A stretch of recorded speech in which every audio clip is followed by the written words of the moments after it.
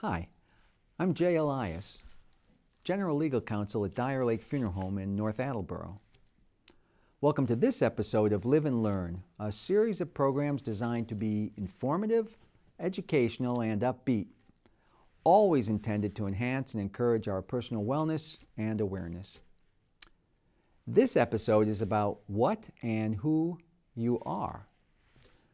Are you really what you eat, or what you wear, or the car you drive?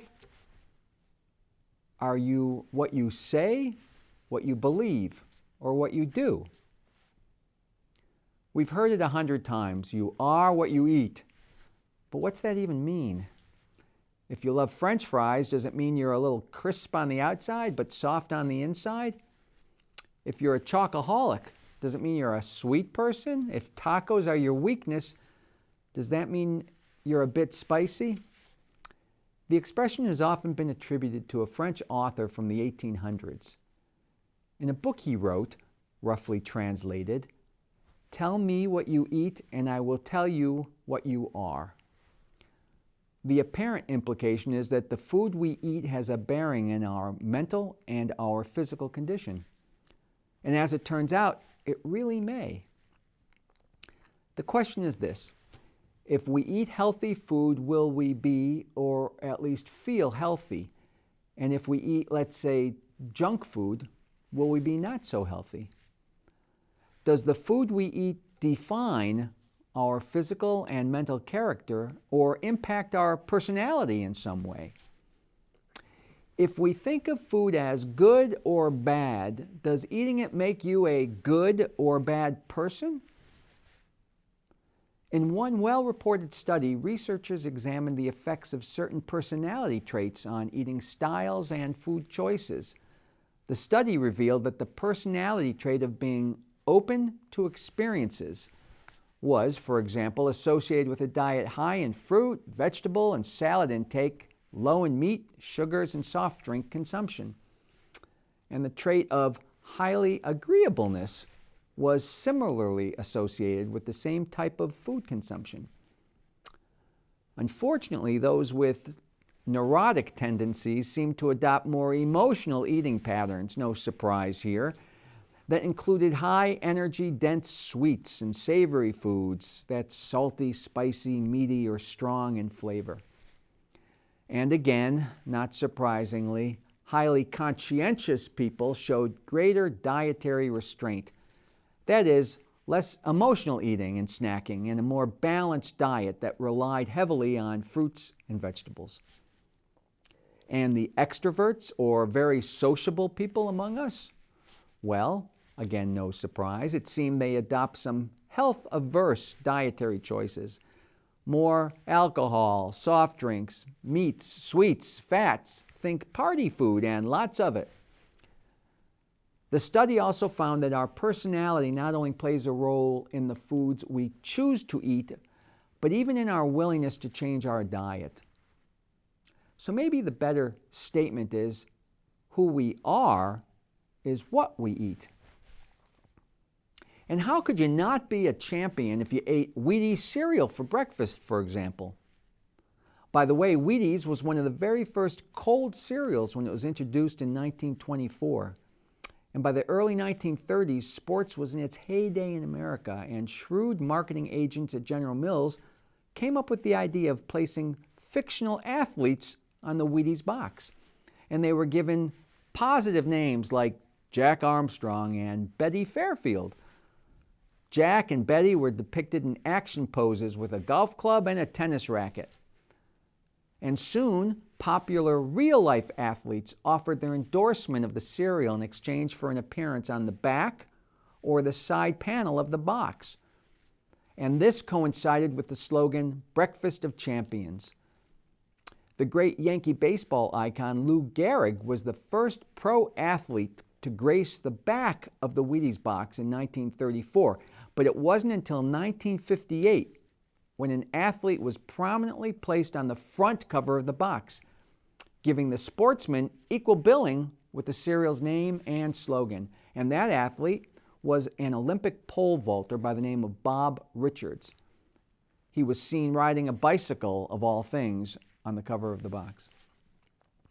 Over the years, children have identified with a host of prominent champions as they ate their Wheaties cereal, including Esther Williams, the swimmer, Bart Starr, football quarterback, Bruce Caitlyn Jenner, Olympic decathlete, Mary Lou Retton, Olympic gymnast, Michael Jordan, our beloved Larry Bird, and most recently, tennis champion Serena Williams.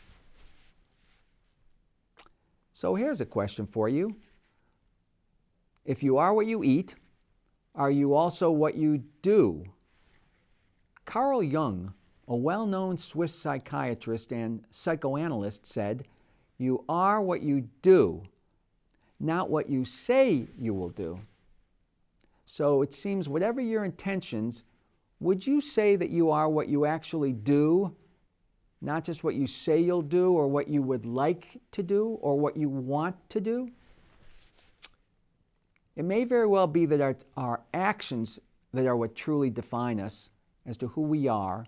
And in the scheme of things, it matters little what we say our actions are or what our actions even will be. It's what we do and have done. Hey, I can run a mile in under 4 minutes. I can solve the Sunday New York Times crossword puzzle in 10. I can help you with that project anytime you want. Really? Show me. Better to be judged on the actions we take, not by how we portray ourselves to others or even our expectations of and for ourselves. And I think we all know that very little deadens our enthusiasm for a person or threatens their credibility more than when they talk about all they can do, yet they never seem to follow through. We live in a world where perception is everything, and the mentality of fake it till you make it runs rampant. Consider this. It's been said that credibility, that is, doing what you say you'll do, is like the bottom of a boat. If it has holes, it really doesn't matter whether they're big or little, they all matter. And actually, what is it that we do? And does that define who we are? Think about it. You've been asked since you were an unreasonably young age what it is you want to do when you grow up, as if we actually had a clue when we were that old. So we say we'd like to be a teacher, a nurse, a doctor, a firefighter, or maybe the President of the United States. Maybe not so much these days. As adults, we're asked what we do for work and what we did for work. And at the end of our lives, we're often described in terms of what it is we've done. Not what we've done to better our lives or those around us or for our world, but what we did as our job or our profession. Does that really define us as individuals? Well, sometimes it can, but more often it really doesn't capture who we are. He was a contractor for 30 years. She was a lawyer before retiring. And that is what they did. In the final analysis, chances are that we'd all like to be thought of for doing more than what we did for our job. Next question. Are you what you experience? The poet Maya Angelou once wrote that you are the sum total of everything you've ever seen, heard, eaten, smelled, been told, forgot. It's all there. She had the presence to recognize that everything influences each of us as individuals. And because of that, she strived to make sure that her experiences were as positive as possible. Our experiences, both the positive ones and the negative, make us the person we are at any given point in our lives. They influence and shape not only who we are at this moment, but who we become. None of us are the same as we were yesterday, nor will be tomorrow. And even the most trivial of experiences impacts our collective self. We learn from every one of our experiences. With that in mind, have you ever thought about what advice you'd give your younger self if you could travel back in time, equipped with the knowledge you have now, and having experienced all that you have during your lifetime, what would you say? New research suggests mulling over this question is a common human experience and that many of us think about this kind of thing quite a bit. In fact, somewhat surprisingly, one large survey of several hundred people found that as many as 1/3 of adults ponder the subject spontaneously at least once a week. That is, what would I say to my younger self? What advice would I give myself? And the primary areas of advice focused on relationships, education, and taking care of yourself. With regard to relationships, the advice seems to mainly have consisted on things like, don't marry her. Do not marry her. It also included poignant reminders to take advantage of time with loved ones who had passed away. And for education, it seems that most respondents would tell their younger selves to stay in school. But the lead author of the study noted that depending on age and financial ability, people could conceivably go back to school and fix that aspect of their life, unlike most other aspects of our life. And the other top category advice was about taking care of yourself. Many people said they tell their younger versions to be kinder to themselves, to not be so hard on themselves, to always remember their own self-worth, and to recognize that the world is bigger than they may think it is, and that their worries, they're not as all-encompassing as they think they are. Others said, don't worry if you look different or feel that you look different from other people. There's more to you than what others see on the surface. And don't get caught up so much in the difficulties of the moment, since they too will pass. They're only temporary. When asked, Oprah Winfrey said she'd tell her younger self to relax, stop being afraid, and to believe that everything is going to be all right. Almost 2/3 of those surveyed said they actually have followed their own advice throughout their lives. It's interesting that the experience of somehow talking to your younger self can also be therapeutic. The Child Mind Institute in New York City shares recorded online stories from some prominent people who speak to their younger self about growing up with a mental health or learning disorder and who've made it through to where they are today. It's a part of the organization's education campaign to raise awareness for the tens of millions of children struggling with these kinds of disorders. Take a look online. It's #MyYoungerSelf or search the Child Mind Institute's website. It's interesting. Each of us is who we are today because of our experiences. Every step and misstep, every debate and argument and disagreement, every milestone and every reward, they've all contributed to the person we've become, the person who we are. And if you're dissatisfied with the person you are today, well, the starting point for change is really pretty clear. Choose what you want to be, who you believe you really are, and what you believe in, and then do something about it. And sometimes it only takes baby steps in the right direction to begin to achieve our goals. And are you what you believe? It's been said, what you think, you become. William James, an American philosopher and psychologist, once said that the greatest revolution in his generation of the late 19th century was the discovery that by changing the inner attitudes of their minds, people could change the outer aspects of their lives. By changing the inner attitudes of their minds, we can change the outer aspects of our lives. So is there any merit to the saying that you are what you believe? And what exactly is a belief? Well, Merriam-Webster Dictionary defines a belief as a state or habit of mind in which trust or confidence is placed in some person or thing that you accept and consider to be true and hold as your opinion. A belief It's a principle accepted as true, most often without any real proof. It's a thought or idea that we just don't question. And our beliefs, they're powerful forces that govern our attitudes, our outlooks, and our actions.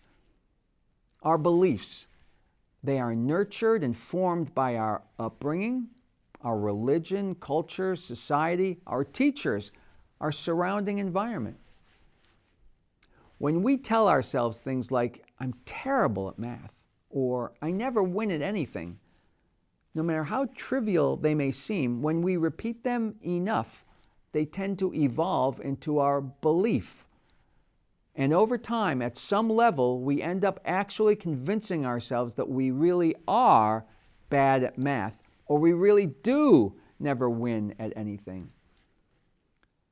Our beliefs can either be empowering or constraining, helping to achieve what we aspire to, or preventing us from maximizing our potential. They can dictate how we act and behave and how we interact with others. What we believe tends to have a greater effect on us than any of the objective truths that surround us. If we believe something, it becomes our truth and our reality. And good luck trying to dispel someone's long-held or deeply ingrained beliefs. If you think about it, you don't actually become what you want in your life, you become what you believe and what you believe in. And because the thoughts that keep repeating themselves in your mind have such great power, that is, your beliefs, you can rather quickly turn into whoever that person is you are telling yourself you are, for better or for worse. That becomes your truth, and that becomes who you are. And one thing is certain, it's never too late to have that wake-up call in life and become the person you believe you really are, or choose to be, or are meant to be. Your whole life is really about becoming who you are meant to be, the best possible version of you. There's no timeline or timetable. You have right up until you take your last breath. Saying it's too late for me, it's really no excuse at any age. If you believe it, you can achieve it. And as Walt Disney famously said, if you can dream it, you can do it. So, on a little lighter note, are you what you wear? As it seems with most everything else in life, there have been research studies on this very topic. Studies have shown what most of us already know. The clothes we wear and how we wear them have an effect on our behavior, our attitude, personality, our mood, confidence, and even the way we interact with others. You've heard sayings like, dress for the job you want, not the job you have, and look good, feel good. Wearing a dark power suit can affect not only how you feel about yourself, but how others perceive you. And if you think certain people are above the fray and immune to being judged by how they dress, maybe because of their power or position or wealth, well, think again. Ronald Reagan wore tan-colored suits during his presidency, as did Dwight Eisenhower, both of the George Bushes, Bill Clinton. But somehow it wasn't until the summer of 2014 when President Barack Obama appeared for a White House news conference dressed in a light-colored beige suit that it became a matter of national attention. One congressman fumed that the suit pointed to a lack of seriousness on the president's part. Cable news shows had roundtable discussions. Fashion critics and image consultants weighed in, and TV news reporters even conducted on-the-street interviews to find out what the average person thought of the controversial look. It seems that the overarching response was that absolutely no one on the street cared what color suit the president was wearing that day. But because President Obama had for nearly 6 years worn only a navy blue or a charcoal gray suit every single workday, the unintended consequence of having worn that tan suit one day was that it was akin to seeing a performer out of costume. And while wearing a dark suit may work wonders for the president, or in the courtroom, or in the boardroom, wearing a dark suit may not always be the right thing to wear. For example, when we socialize. Studies have found that people tend to be less open and find it more difficult to relax when they wear dark, formal clothes. And on the other hand, a casual and relaxed dress code at work, think of the old casual Fridays, which are now casual everydays, they tend to help us become more friendly and creative, it seems. And here's a good one. If you're not motivated enough to exercise daily, it's been reported that just wearing some of your gym clothes may make it more likely that you'll actually exercise. It may be that because you're wearing your workout clothes, you'll feel obligated to exercise or sort of reminded there was a reason you had them on. You might actually be inclined to make healthier choices when in your gym clothes, according to some studies. And what you wear can also affect how you cope on days when you're feeling a bit anxious or stressed. Research says one of the quickest fixes, wear something bright. They act as a pick-me-up, boost your memory, your mood, your energy. It helps trick our mind a bit.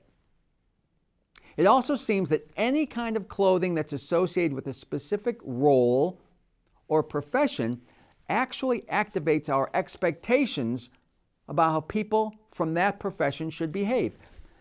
A research study out of Northwestern University found that just wearing a disposable white lab coat and being told it was a doctor's coat during an experiment encouraged the participants to pay more attention to detail, because the coat was associated with them with something serious and an attentive profession. All they were told was, here's a white coat. They made fewer mistakes than participants who were given the same tests and the same white coats, except the second group of participants were told that it was an artist's white coat. And so it seems they thought more creatively, and they weren't focused on attention to detail.